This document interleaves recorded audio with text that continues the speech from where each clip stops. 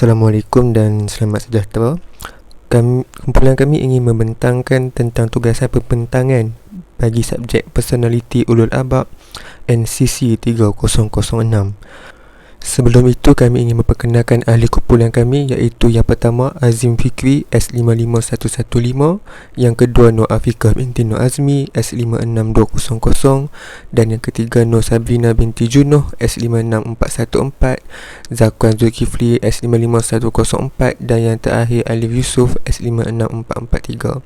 Pembentangan ini akan dimulakan dengan Azim Fikri bagi tokoh Qurani dan akan diteruskan dengan ahli kumpulan yang lain. Assalamualaikum warahmatullahi wabarakatuh. Bagi tokoh Qurani, kumpulan kami memilih Imam Al-Bukhari. Nama penuh Abu Abdullah Muhammad bin Ismail Al-Bukhari, gelaran Amirul Mukminin fil Hadis. Tarikh lahir beliau Jumaat 13 Syawal 194 Hijrah bersamaan dengan 20 Julai 810 Masihi. Tarikh wafat beliau Malam 1 Syawal 256 Hijrah bersamaan dengan 1 September 870 Masihi.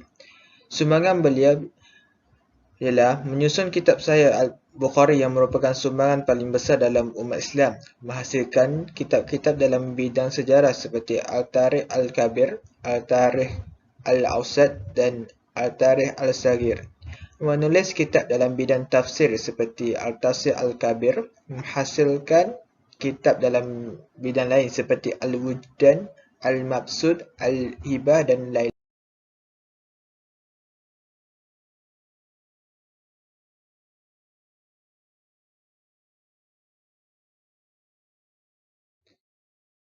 Seterusnya ayat Quran yang berkaitan dengan Quran yang telah kami pilih.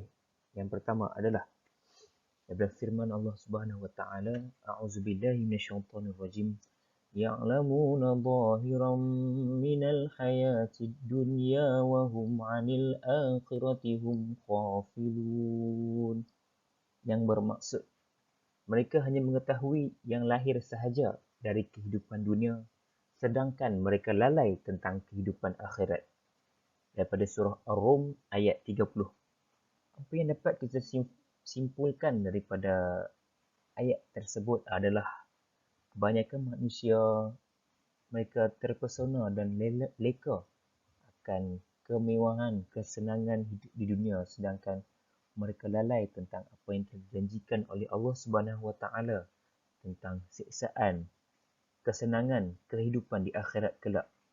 Dan ada juga yang leka tentang apa yang mereka akan terima di akhirat sana, sama ada siksaan ataupun kesenangan. Semua bergantung dengan amalan yang kita lakukan masa kita masih hidup. Ayat Al-Quran yang kedua. A'udzubillahi minasyaitonirrajim.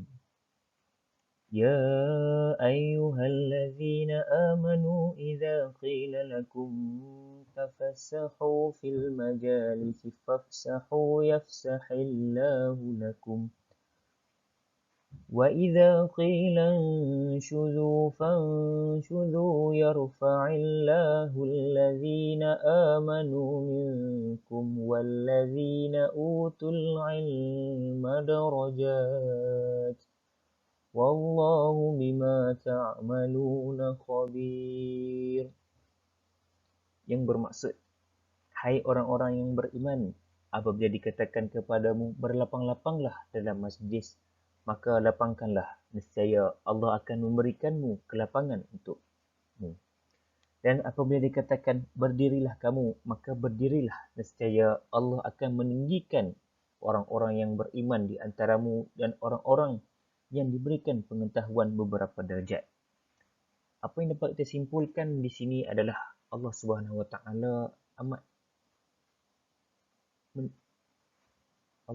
taala meninggikan darjat orang yang mempunyai ilmu.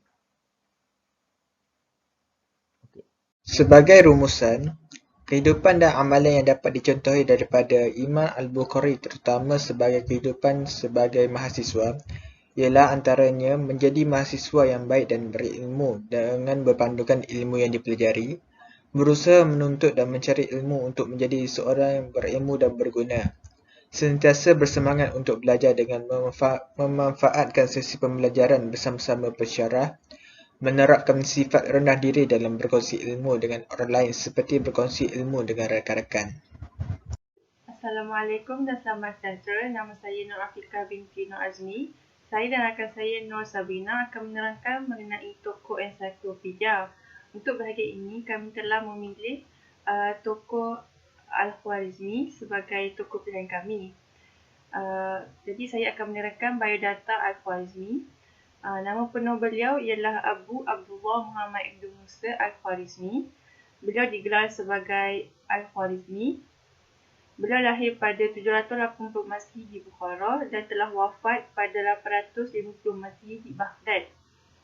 Antara sifat-sifat beliau adalah beliau ini seorang engineer dalam bidang sains dan seorang yang tegas.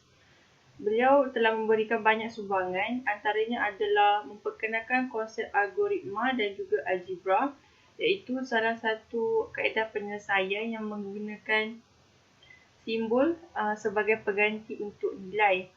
Beliau juga telah memperkenalkan sistem nombor iaitu yang dikenali sebagai sistem penomboran Arab dan India iaitu nombor 0 sehingga 10 sehingga 9. Maafkan saya.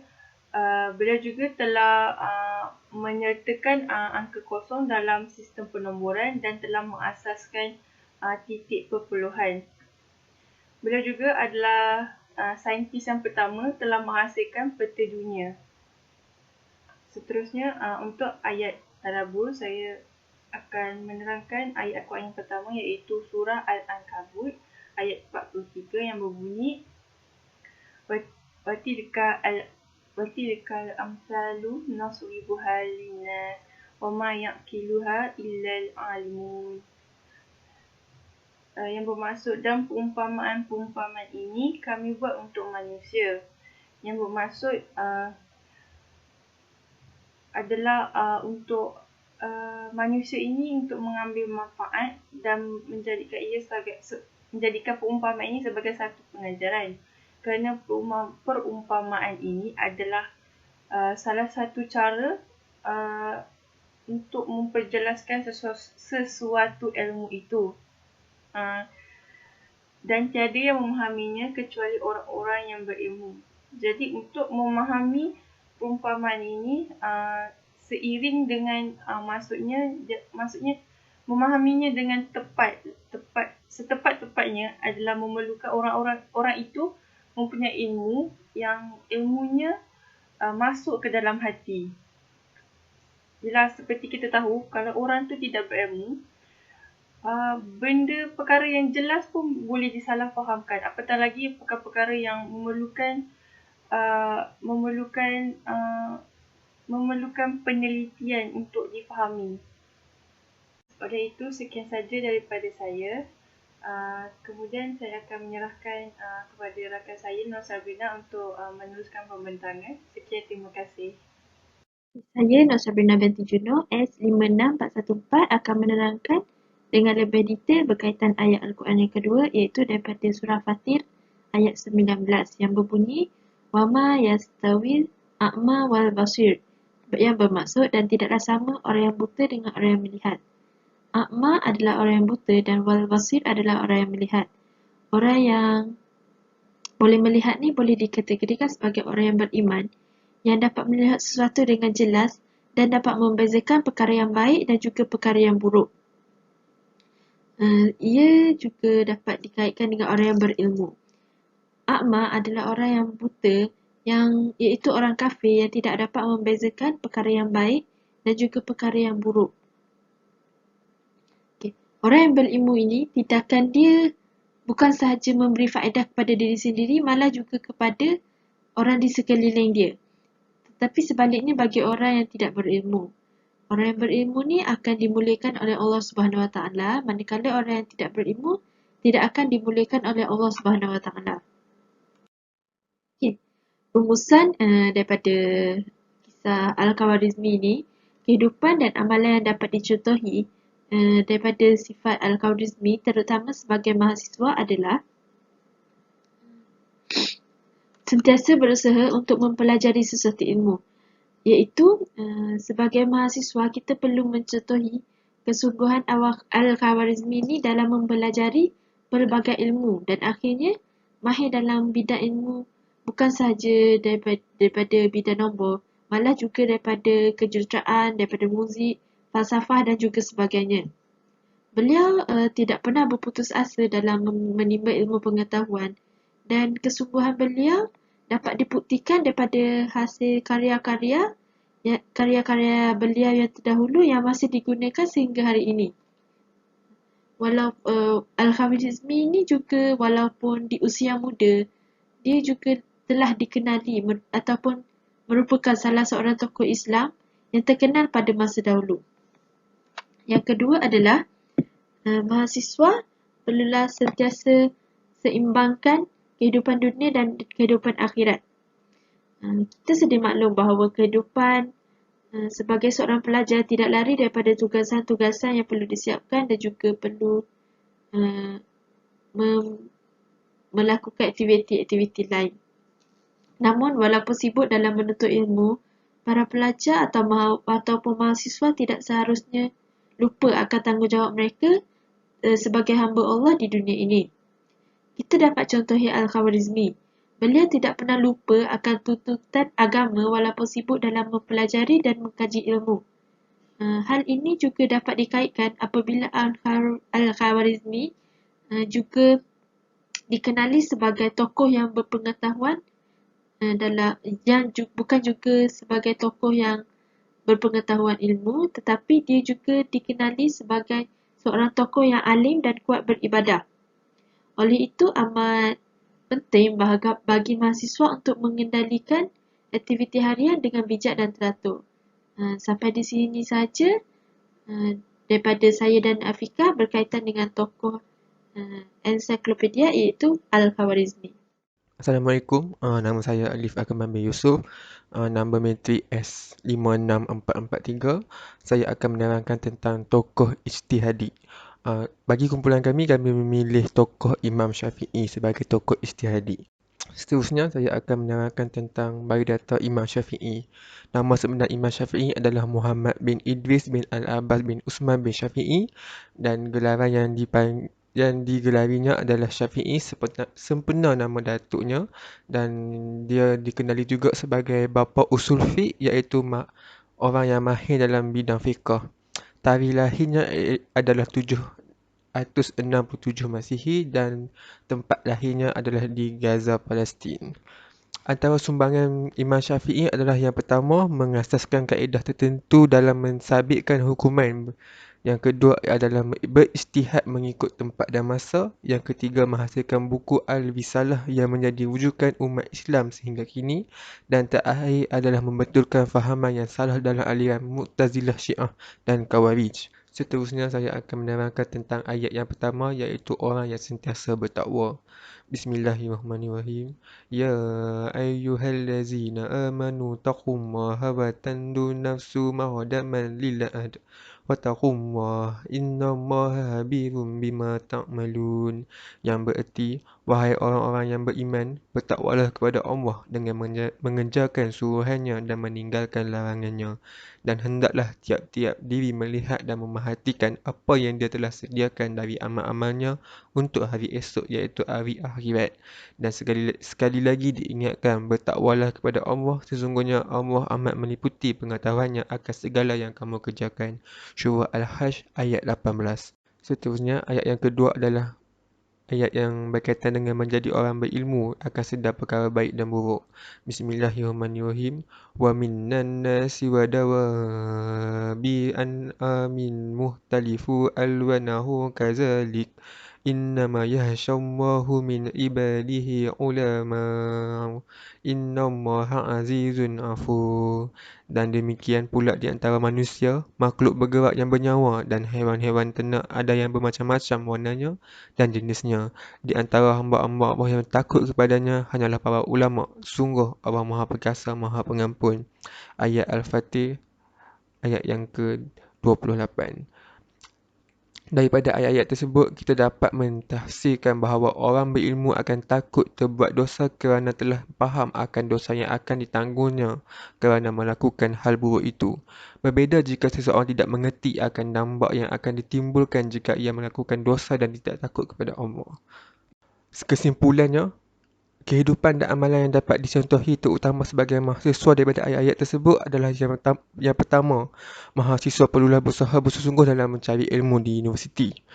Sebagai mahasiswa, tujuan menuntut ilmu bukanlah bermaklumat ilmu semata-mata, tetapi ia merupakan jalan wasalamullah untuk memahami dan menguasainya bagi melaksanakan pengabdian kepada Allah SWT yang mana menuntut ilmu adalah fardu bagi setiap Muslim. Antara tujuan lain menuntut ilmu adalah untuk membina kekuatan umat Islam dan untuk mencari kemaslahatan masyarakat manusia. Membina kekuatan umat merupakan salah satu tanggungjawab mahasiswa kerana merekalah bakal pemimpin pada masa depan. Oleh yang demikian, kemaslahatan umat banyak bergantung kepada pemimpin dan kepimpinannya. Dengan tujuan yang suci dan bersih ini, maka dapatlah kita melahirkan pelajar yang sanggup membangunkan muka bumi ini menurut apa yang telah digariskan oleh Allah SWT. Tetapi, sejak akhir ini, ijtihad sangat lemah di kalangan pelajar. Salah satu bukti yang tidak dapat dinafikan adalah kurangnya pelajar berjumpa dengan pensyarah ataupun rakan yang lebih tahu dan membaca rujukan yang lain untuk memahami dan memperdalam subjek yang dipelajari dan subjek yang tidak difahami. Apabila berada di dewan kuliah, majoriti mahasiswa hanya diam jika tidak faham sesuatu perkara. Malah sesetengah pelajar mahasiswa sibuk dengan telefon bimbit mereka atau membuat kuliah sendiri di sudut paling belakang. Itu tidak berkaitan lagi dengan membaca rujukan tambahan dan tidak ada yang peduli dengan rujukan yang disyorkan oleh pensyarah. Berkisah tentang Imam Syafi'i, sejak kecil Imam Syafi'i telah menunjukkan kesungguhan dan minatnya yang tinggi dalam menuntut ilmu pengetahuan. Ketika di Mekah, beliau mengambil kesempatan dari majlis-majlis halaqah di Masjidil Haram untuk mendalami ilmu pengetahuan. Walaupun dalam keluarga yang miskin, namun kesungguhan beliau ini terlihat apabila beliau menggunakan segala bahan-bahan seperti tembikar, kulit-kulit dan tulang ternakan bagi mencatat segala pembelajaran beliau. Ada kalanya juga Imam Syafi'i memungut kertas terpakai yang telah dibuang dari pejabat kerajaan untuk dibuat catatan untuk digunakan dalam pengajiannya. Oleh itu, sekiranya mahasiswa ingin mengembangkan niat dan beristijihad, mereka perlu berusaha bersikap untuk lebih beristijihad. Oleh itu, pensyarah dalam hal ini juga mempunyai peranan yang sangat besar dalam meningkatkan ijtihad pelajar yang lemah. Ketidakpekaan pensyarah terhadap masalah pelajarnya adalah salah satu faktor luaran yang menyebabkan ijtihad pelajar semakin lemah. Oleh itu, kaedah yang berkesan untuk mempertingkatkan ijtihad pelajar adalah hubungan antara pelajar dan pensyarah. Lagipun, di belakang pelajar yang berjaya pasti ada pensyarah hebat di belakangnya. Sebaliknya, pensyarah yang hebat adalah pensyarah yang dapat melahirkan pelajar yang hebat pada masa akan datang. Seterusnya, antara rumusan yang mahasiswa dapat diamalkan ayat tersebut adalah mahasiswa akan dapat membezakan antara baik dan buruk sesuatu perkara. Tanggungjawab terhadap diri sendiri adalah penting dan mereka hendaklah menjaga kesihatan diri dan tidak terlibat dengan anasir negatif. Mahasiswa tidak boleh melakukan perkara-perkara yang memudaratkan diri kerana mereka perlu sihat untuk menuntut ilmu. Mahasiswa bertanggungjawab untuk menyelesaikan kuliah dengan sempurna. Antara tanggungjawab sebagai mahasiswa adalah seperti menjaga hubungan dengan Allah, sentiasa menjaga nama baik ibu bapa, memilih kawan dengan betul dan tepat, berfikir dengan rasional, tidak mudah terpengaruh dengan gejala negatif seperti terlibat dengan maksiat, dadah dan lain-lain. Mereka juga perlu menyelesaikan pendidikan akademik dan kemudian membuat ulang kaji sebagai mahasiswa yang memiliki pemikiran logik, kreatif dan intelektual. Golongan yang bakal lahir ini adalah bakal pemimpin negara. Mereka merupakan tonggak dan pelaburan masa hadapan negara. Oleh itu, bagi merealisasikan impian tersebut, mahasiswa perlu bertanggungjawab untuk memastikan diri mereka tidak melakukan perkara-perkara yang merugikan dan membuang masa. Itu sahaja daripada kumpulan kami. Terima kasih.